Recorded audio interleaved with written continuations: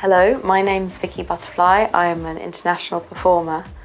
I'm talking about some of my inspirations, and in this episode I want to talk about CLOE DE MERODE. CLOE DE MERODE was, she was sometime actress, sometime singer and courtesan, I'd say. Well, grand horizontal of the late 19th century. I've no idea actually where she was originally from, but she was famous in France. She's a character you see in Toulouse-Lautrec paintings, very famous for her particular hairdo that she often had. She was quite severely centre parted with the hair kind of in a low bun. CLOE DE MERODE has a very iconic look. She's very recognisable in photographs of the day.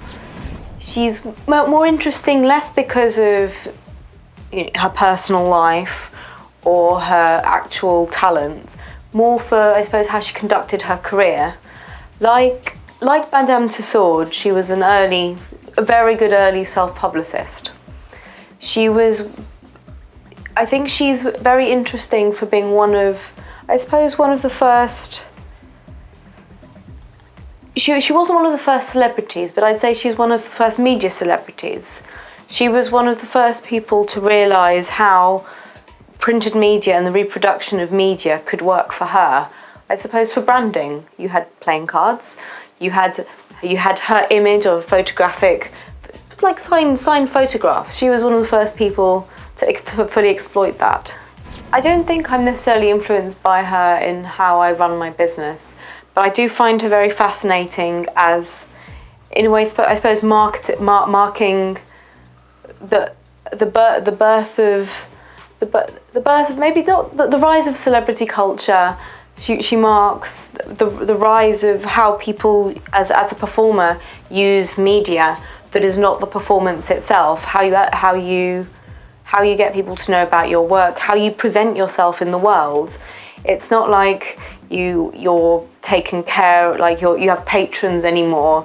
It's not like people have to see you. People have to be interested in coming to see what you do. And she's one of the first people who I think tried to give that some mass market appeal. I think I first came across her through art and through her photographs. You don't often see that, apart from you have people who are very famous for particular things like Sarah Bernhardt, or whose talent has preceded them in memory. You see her represented a lot, but I didn't really know what she did. They always say she wasn't particularly notorious. She wasn't known for being particularly talented.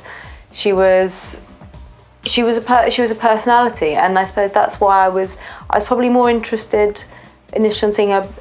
I was interested in seeing how often she cropped up actually. There has been one book in the English language written about her and her alone.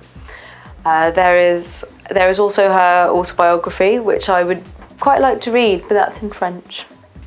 So that I think I'd need more time. If I was to meet CLOE DE MERODE today, I'd say you've got a lot to explain, young lady.